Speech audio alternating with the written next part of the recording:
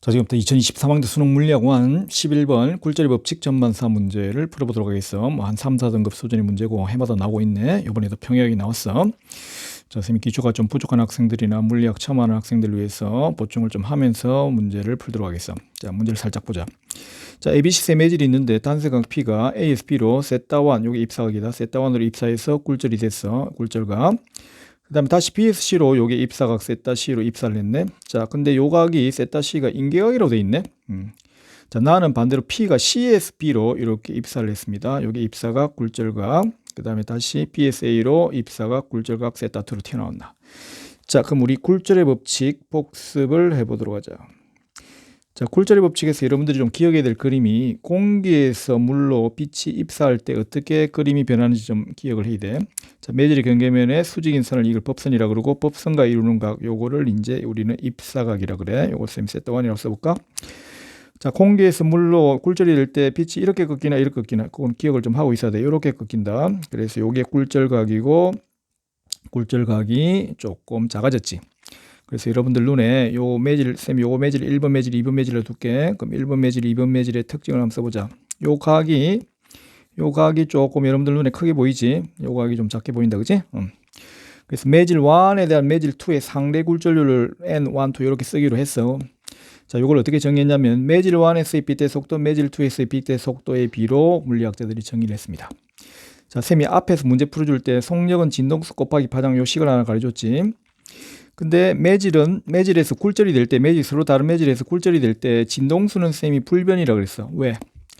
내가 1초에 5번씩 박수를 치면 그게 진동수가 오다, 그지? 그럼 옆집에서 벽을 타고 굴절된 옆집에서도 1초에 5번씩 소리가 들리지. 그러니까 진동수는 파가 발생한 장소에서 벌써 결정이 나는 값이야. 그래서 진동수는 매질이 굴절될 때 불변이다. 그러면 속력하고 파장이 비례관계니까 이것도 람다 1, 2 이렇게 쓰면 되겠지. 그다음 지금 증명을 안 하겠지만 요게 이제 사인 세타 1, 요게 세타 1, 요 사인 세타 2, 사인의 비도 같습니다. 그래서 1, 2, 1, 2, 1, 2인데 굴절률만 요건 이제 절대 굴절률인데 절대 굴절률만 왕따야. 2, 1이야. 2, 1, 나머지는 1, 2, 1, 2, 1, 2야. 그래서 속력 파장은 비례, 사인 각은 비례고 굴절률만 왕따 요렇게 기억을 하면 되겠습니다. 사실 요거만 알아도 수능 문제는 풀 수 있지. 그래서 요 값이 일정하다는 게 굴절의 법칙, 스넬의 법칙인데 특히 요게 이제 스넬의 법칙인데 요거 의미를 좀 생각해 보자. 이게 의미가 뭐냐면 자, 세타는 0에서 90도 사이에 사인 값은 뭐야? 0에서 90도 사이에 세타 값이 증가하면 사인 값도 증가하지. 그러면 요 입사각의 사인 B와 굴절각의 사인 B가 항상 일정하다는 건데 그럼 입사각을 좀 크게 하면 어떻게 돼? 입사각을 크게 하면 이 값이 커지니까 전체 값이 일정하려면 분모도 커져야 되겠지. 그러니까 굴절각도 약간 커진다는 뜻이야. 그래서 입사각을 좀 크게 하면 굴절각도 따라서 커져서 전체 사인 B는 일정하다 이런 의미다. 자, 그러면 우리 요 빈칸을 한번 메꿔보자. 자, 그래서 각이 크면 요걸 이제 대강 각이라고 보면 돼. 각하고 속도하고 파장을 비례니까 각이 큰 쪽 매질이 속력도 크고 파장도 큽니다. 그럼 이쪽은 속력이 작고 파장이 작겠지. 굴절률 왕따니까 이쪽이 이제 굴절률이 작고 이쪽이 매질2가 굴절률이 크다 이렇게 보면 돼. 자, 굴절률이 크다. 큰 매질이 밀한 매질이야. 자, 물이 공기보다는 더 촘촘한 밀한 매질이지. 그리고 공기 쪽은 듬성듬성할 소자 소한 매질이다 이렇게 쓰는 거야. 그래서 굴절률이 큰 매질이 밀한 매질이라는 거 기억을 해야 되겠고 굴절률이 크다는 말은 쌤이 여기서 자세히 설명은 안 하겠지만 많이 꺾인다 이런 뜻이다. 자, 그럼 이 실력으로 전반사를 한번 공부를 해보자. 전반사라는 거는 입사한 빛이 전부 다 반사된다는 말에 전부 반사된다는 말이 좀 말이야. 그럼 쌤이 여기 매질 A, B의 경계면에서 입사를 한번 쉽게 봤더니 요게 이제 입사각이다. 그럼 요게 굴절각이다. 쌤 예를 하나 들어볼게. 자, 요런 경우에 전반사가 되는지 좀 확인을 해보자. 자, 그럼 입사각을 조금 더 크게 하면 어떻게 돼? 입사각을 조금 더 크게 해보자. 그럼 선생님이 뭐라 그랬어? 입사각을 좀 더 크게 하면 굴절각도 좀 더 커지거든. 그래서 굴절각이 90도가 되는 요 입사각을 우리는 임계각 IC라고 써. 임계각 정의 설명했다. 임계각 정의 정확하게 알아야 돼. 뭐라고? 굴절각이 90도가 되는 요 입사각을 임계각이라 그래. 되나? 그럼 드디어 요 입사각을 임계각보다 더 크게 입사를 시키면 굴절이 안 되고 전부 다 반사되는 전반사라는 사건이 벌어지는 거예요. 그래서 요 입사각이 뭐보다 임계각보다 크면 전반사가 일어나. 그래서 쌤이 전반사가 일어날 조건 두 가지를 한번 써볼게. 입사각이 굴절각이 어떻게 돼야 전반사가 되냐면, 자, 이 각을 봐봐. 이 각이 좀 요쪽이 좀 작지, 요쪽이 각이 좀 크지. 그래서 각이 작은 매질에서 각이 큰 매질로 갈 때 전반사 될 가능성이 있는 거야.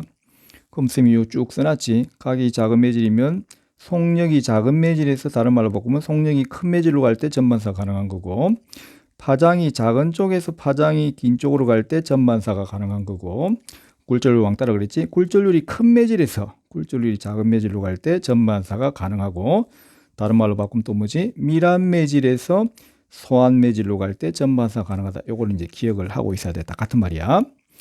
근데 이렇다고 해서 무조건 전반사 되는 건 아니지. 어떻게 써야 돼? 입사각을 임계각보다 크게 써야 전반사가 되는 거지. 그래서 요 두 가지 조건을 만족시킬 때 전반사가 가능한 거야. 자, 그럼 문제를 보자. 자, 기억부터 보자. 자, 지금 세타1으로 이렇게 입사를 했지. 그러면 요게 굴절각이잖아. 그지? 요 굴절각 쌤이 세타로 써볼까? 그러면 여러분들 눈에 요 세타가 세타1보다 좀 작게 보이지? 왜냐면 직진을 했을 때 요 점선이니까 점선보다 이쪽으로 꺾였잖아. 그지? 그래서 그림에서 지금 세타1, 세타2, 세타가 있을 때 세타1이 더 크지? 그럼 요쪽 B쪽에 각이 작잖아. 그지? 각이 작은 쪽이 뭐라고? 파장이 짧고, 각이 큰 쪽이 쌤이 파장이 길다 그랬지. 그래서 P의 파장은 A쪽이, 여기 A쪽이다. 그지? A쪽이 B보다 더 길다. 기억이 맞네. 됐다. 자, 그 다음에 요 세타1, 세타2를 비교하라고 돼 있네. 자, 그러면 요렇게 이제 입사를 했고, 굴절이 됐고, 다시 여기서 입사각 세타 C로, 요게 인계각이라고 돼 있지. 자, 인계각이라는 거 방금 설명했다. 인계각이란 건 뭐냐면, 인계각으로 들어가면 굴절각이 90도지. 그래서 굴절각이 90도니까 요렇게 접선으로 요렇게 꺾이는 거야. 굴절각이 90도. 어떨 때? 요게 인계각으로 입사를 하면 굴절각이 90도가 되게 이렇게 꺾이는 거다. 됐나? 자, 근데 P는, 자, 요게 90도였는데 90도보다 지금 작게 입사가 됐지. 그러면 이게 입사각이 90도보다 작아졌으니까 요 굴절각, 요번에는 얘가 입사각, 얘가 굴절각이다. 그지? 그럼 90도보다 작게 입사가 했으니까 굴절각도 요거보다 더 각이 작아지겠지요. 굴절의 법칙. 입사각이 작아지면 굴절각도 작아지는 거거든. 자, 그러면 요 삼각형은 뭐야? 이등변 삼각형이니까 요 각이나 요 각은 같지. 그러니까 요 각이 아까 요 각보다 더 작아졌지.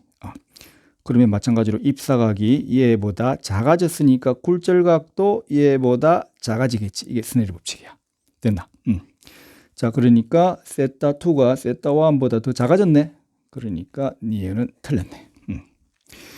자, 그 다음에 AB 사이의 인계각은 세타10보다 큰 장면 물었네.